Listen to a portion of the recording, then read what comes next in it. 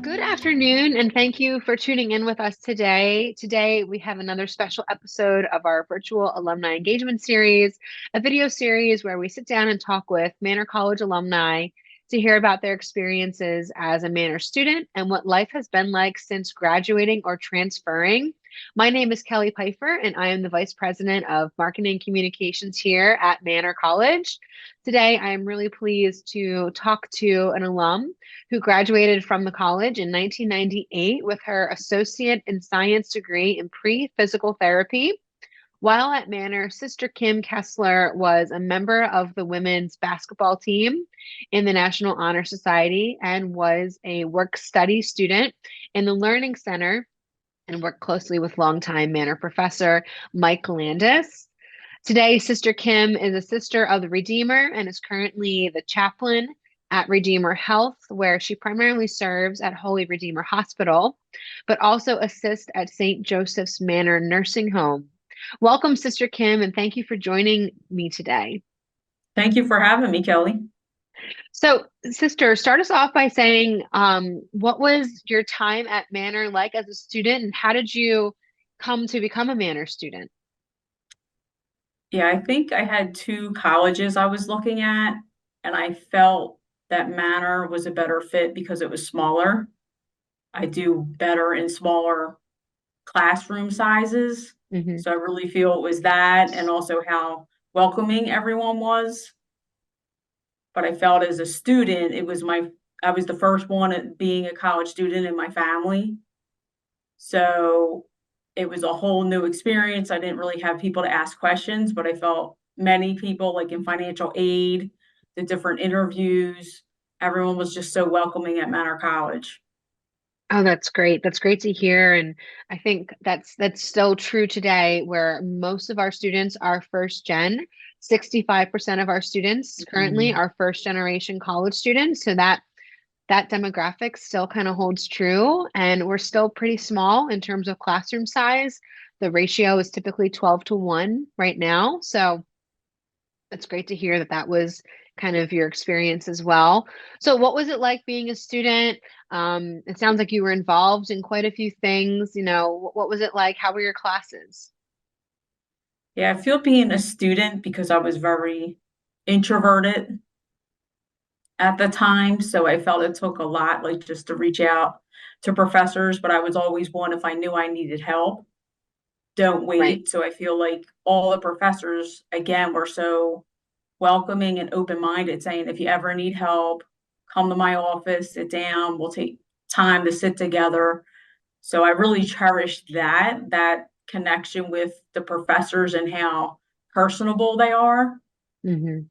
And even how now today I've stayed connected to various professors Hmm. that were at the college. And some still are there, some are not. Sure.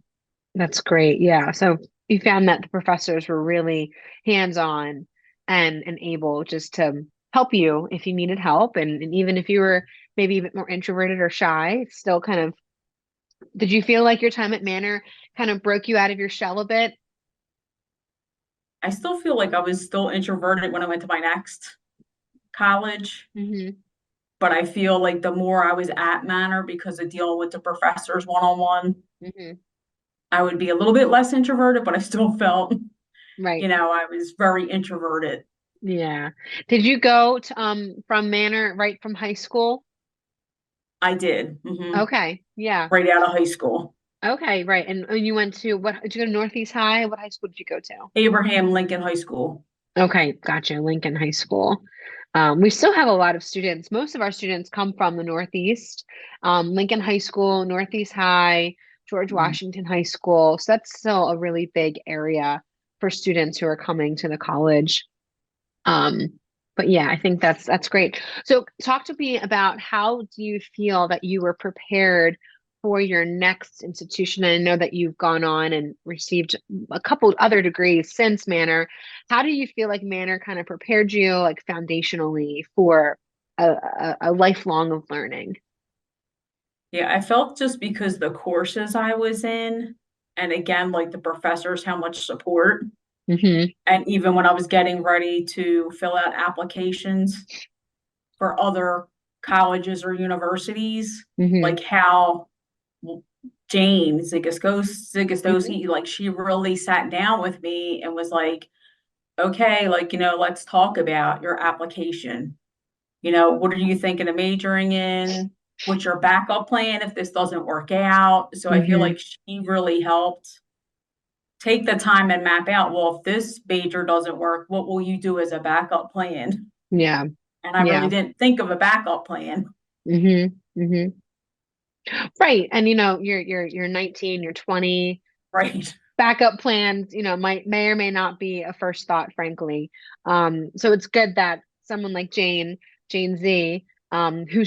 she's still pretty connected to the college today. She's a board of trustee member now, actually. So we get to work with Jane pretty often, which is Mhm. she's such a blessing to so many people. But that's great that she was able to kind of guide you. So tell me about your journey since graduating from Manor. I know you've done a lot of things since then. What are some things in your career that you kind of found your calling and your purpose? Yeah, so do you mean like calling career wise or Yeah, career wise, yes. okay, yeah. So after Manor, I kind of went to a couple places. So the next school that I went to was Beaver College, but now it's Hmm. Arcadia Hmm. University. Yep. So I got my bachelor's degree in liberal arts, but I took a lot of psychology classes Hmm. and science classes for Hmm. physical therapy. Hmm. And then once I got into school, PT school, I Hmm. actually had to drop out because of my Mm. health Mm. and then figure out, okay, what's going on? Why didn't this work out? I have planned this since seventh, eighth grade, Yeah. Mm. so I'm not sure why it didn't work out. And then I was at Redeemer Health, which at the time was called Redeemer Health System as a Hmm. rehabilitation aide. So then I spoke with my manager here, Amy Ring, and she's like, okay, what are you going to do now? I said, Right. I don't know. I don't know. I said, well, maybe I'll go to PT assistant school. And I went on interviews for Harcum. And at Hmm. first I couldn't get in because of my SAT scores. Mm. And I said, well, look, I have 2 degrees. And if any college would just base it on that, I would have never got in any college. You see my grades. So I Right. felt like it was a lot of roadblocks. Mm. And then I finally got accepted and something Mm. just didn't feel right. Mm. And I thought, geez, what's going on here? Like, okay, I have an acceptance letter. It's a couple weeks before Yeah. classes begin. And I said, okay, I'll give my $100 deposit, but something just doesn't feel right. Mm. And I decided, like, right before I was supposed to start, I'm not supposed to do this, but I don't know what I'm supposed to do. Right. So I feel through my ministry, being in the rehabilitation department and Hmm. having a lot of support from the therapist there, Hmm.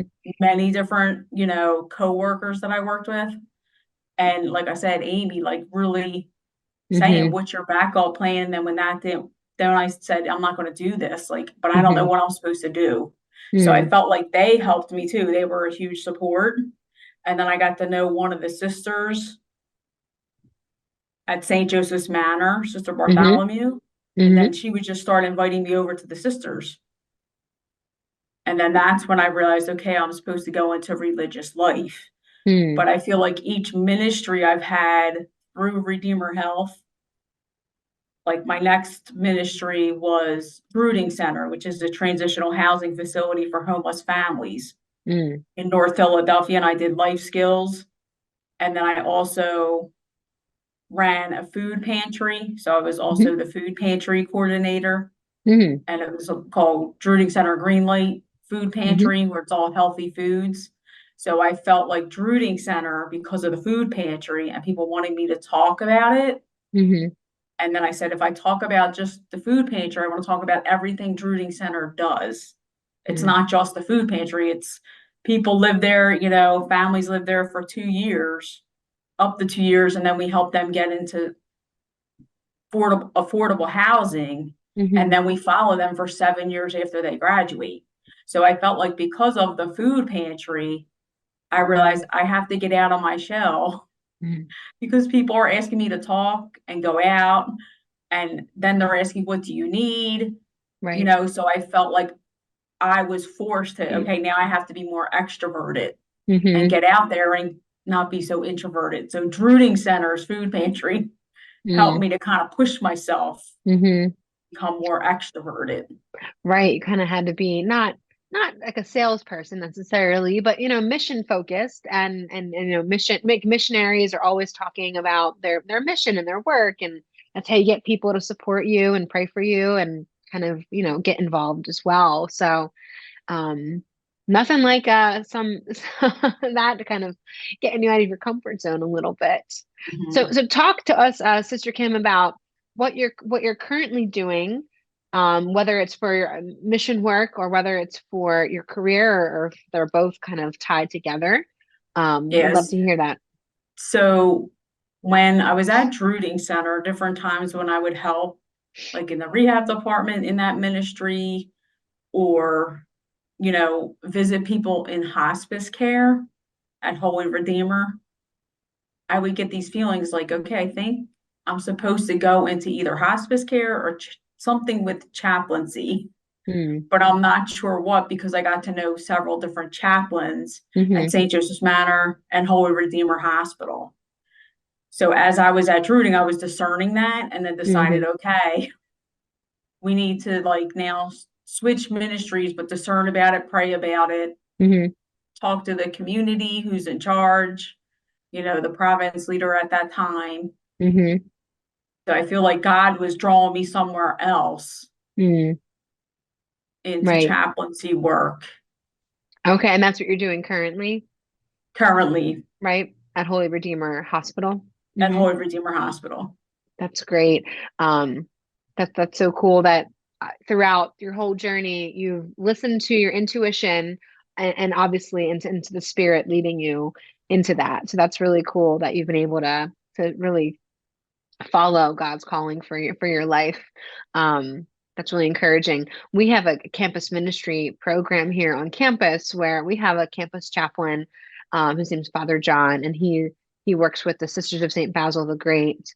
Do you have any connection in the sisters, or I'm just curious? Do you do any partner work with them, or not necessarily? Yeah, we've had the Sisters of Saint Basil over at our place Mm-hmm. at our at the Sisters Redeemer Chapel Yeah. on Morden Road. So I remember Mm-hmm. like when the war broke out in Ukraine, Yeah. we did a fundraiser for them Mm-hmm. and had different people speak from different faith backgrounds. Mm-hmm. And some of the Sisters of St. Basil came over, Oh, but okay. we're still Nice. connected with them in different ways where Mm-hmm. our sisters will come and visit their sisters or they'll come to us. Yeah. That's great. That's great. We love the sisters, and they every year we have this event called Tea with the Sisters where we go over, and like the college brings a tea spread for the sisters, and we just have afternoon tea with them, usually in the last week of January. And the students, they come, and the students are always very curious about what being a sister is like, and they go in the Mhm. convent, and they're always like, I don't know what they're expecting it to be like, but they have these Right. thoughts in their mind of maybe what they've seen on TV or in movies and stuff. But they sit and they talk to the sisters, and they hear stories about their own lives. And the students always leave that event telling me, and like, we have to do this more, and I want to eat lunch with the sisters all the Mhm. time. And it's such a cool community to be a part of. And I'm always grateful that the sisters let us do that for them, and to the students who are willing to go over, because I think it's a really special bond that they can create. So as we wrap up, Sister Kim, tell us, what advice would you give to current Manor students? Right now we're on spring break, so we're about halfway point through our semester. So students are, resting, catching up on work, and hopefully preparing to finish strong through the rest of their semester. But what advice do you have for college students, right now? Yeah, I guess my advice would be, how I felt anytime I'm like running into an issue or having a hard time with a course, like reach out to that professor right away. But I feel too, Yeah. that, if you're thinking further down the road in your future to continue your education, Mm. really talk with some of the professors and sit down and maybe try to get guidance to, if you're thinking or not knowing, which path do I want to take here after I graduate Manor, or do I want to continue on with my education? Hmm. Yeah. So continuing education. Would you say that you're a lifelong learner? Would you put yourself in that category?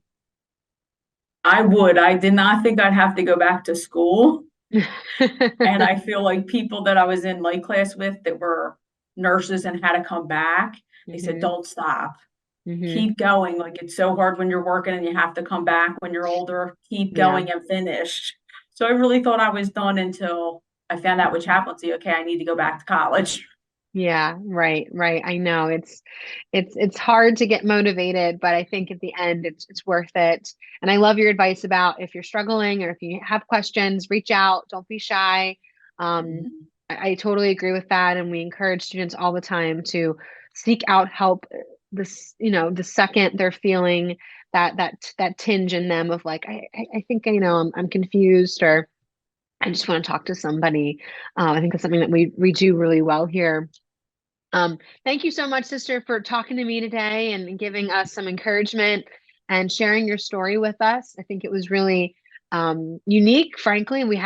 You're the first alumni I've talked to who's a sister, so I think that's pretty cool. Oh, I don't know how many Manor alumni sisters are out there. Do you by any chance know any others that I'm just curious, do you know any others? yeah, I do not. I Yeah. know an alumni, and we were in the same classes, and I'm like, Okay. I don't remember you being in my class. Oh yeah. Um, yeah, but I think She you actually works here as a therapist, an Oh, occupational okay. therapist. Nice. Nice. That's cool. But yeah, well, thanks so much for being with us today.